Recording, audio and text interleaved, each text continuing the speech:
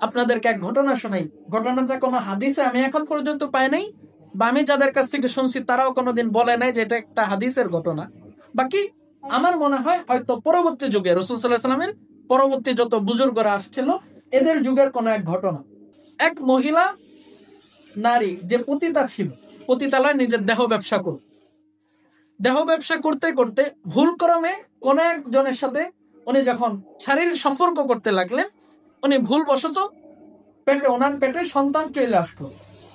উনি চিন্তা, তখন তার আমাদের মতো ট্যাবলেট ছিল না যে খাওয়ার সাথে সাথে সব বিলীন হয়ে যাবে। উনি আস্তে আস্তে গর্ভধারণ করলেন। যে ওই মহিলা খুব সুন্দর ছিলেন। তো সাধারণত মা বলতে যখন বাচ্চা হয় একজন নারী যতটুকু ফিটনেস থাকে, যখন বাচ্চা হয় ফিটনেসটা ভেঙে যায়, শরীর ভাঙন দেয় না, এটা তো আমরা সকলে জানি। তো ওই নারী চিন্তা করলেন যে আমার যদি বাচ্চা হয় আমার তো শরীর ভেঙে যাবে, তাহলে বাজারে আমার ভ্যালু কমে যাবে।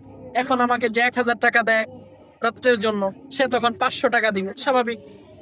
তো ওই ওনার এটা নিয়ে আফসোসও লাগলো। আবার চিন্তা করেন যে আমি যে সন্তানটা মাইরে ফেলাবো এটা তো সম্ভব না, তাইলে আমি জন্ম দেই, যা হবার হবে। উনি সেই পতিতালয়ে ওনার সন্তান জন্ম দিলেন এবং এই আস্তে আস্তে বড় হইল। বড় হওয়ার পরে উনি ওইভাবে আমরা যেরকম স্বাভাবিক আমাদের সমাজের মানুষ, আমরা যেরকম নিজের সন্তানকে আমরা শিক্ষা দিতে পারি, পতিতারা কিন্তু এইভাবে পারেন না। বর্তমানে আপনি বাংলাদেশে খোঁজ দেন, দেখেন এইভাবে তারা সন্তানকে শিক্ষা দিতে পারেন না। সেই যুগে তো শিক্ষার এমন, এখন যেরকম ঘরে ঘরে মসজিদ, মাদ্রাসা, স্কুল, কলেজ পাওয়া যায়, কিন্তু সেই যুগে তার এত ছিল না। তো উনি ওইভাবে শিক্ষা দিতেও পারেন নাই। কিন্তু উনি একটা কাজ করছেন, ওনার মেয়েকে দিয়ে কোনোদিন কোনো খারাপ কাজ করাননি। উনি নিজে করছেন কিন্তু মেয়েকে পবিত্র রাখছেন।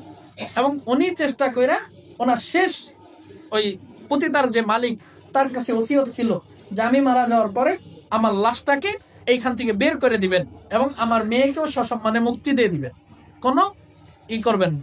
তা পতিতার মালিক চিন্তা করছে যে এই মহিলা সেই এত বছর ধরে আমাদের সাথে সম্পর্ক, তাহলে ওকে আমরা ছাইড়ে দিছে। এইভাবে উনি বের হয়ে গেল। ওই মেয়ে ওনার মাকে এক জায়গায় দাফন করে, মুসলমান ছিলেন, এক জায়গায় দাফন করে মেয়ে চলে গেল। তো মেয়ে যখন চলে গেল, কয়েকদিন পরে স্বপ্নে দেখেন যে ওনার মা খুব খারাপ অবস্থায় আছে। স্বাভাবিক, যেই পাপ কাজ করছে এটা একটা আযাব হওয়ারই কথা।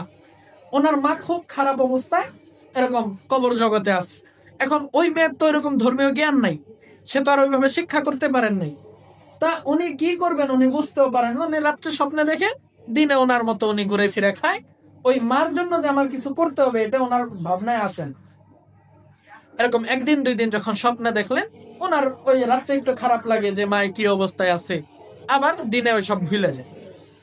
হঠাৎ করে একদিন স্বপ্নে দেখে যে ওনার মা সুন্দর একটা বাগানের মধ্যে দিয়ে হাঁটতেছে আর হাসতেছে। বলেন সুবহানাল্লাহ। উনি তো অবাক যে কালকে পর্যন্ত আমার মাকে দেখলাম খারাপ অবস্থায় আছে, আজকে এমন কেন? উনি বললেন যে মা কি হয়েছে, স্বপ্নের যোগে কথা বললেন যে মা এইরকম সুন্দর একটা বাগান বা তোমার শরীরে এত সুন্দর পোশাক কিভাবে এই সম্মান পাইল? তখন ওনার মা বলতেছে যে তুমি যখন গতকালকে দিনে যখন গোসল করলা, গোসল করার সময় একটা পিপাসার্ত পিঁপড়া পুকুর পাড়ে আসলো, কিন্তু তুমি একটু লাফায় দাফায় গোসল করতেছো, পানির ঢেউ হইতেছিল, পিঁপড়া পানি খাওয়ার মতো সাহস পাইতেছিল না, যেন আমার পরে যদি ঢের বাড়িতে আমি পড়ে যাই। তো তোমার এই লাফানোর কারণে এক ফোঁটা পানি ছিটতে পিঁপড়ার সামনে গেছে এবং পিঁপড়া ওই পানিটা খায় দোয়া করছে যে আল্লাহ, যেই মেয়ে আমাকে পানি খাওয়াইলো এই মেয়ের মা বাবা যদি কেউ কবরে চলে যায় তাকে তুমি মাফ করে দাও। বলেন সুবহানাল্লাহ।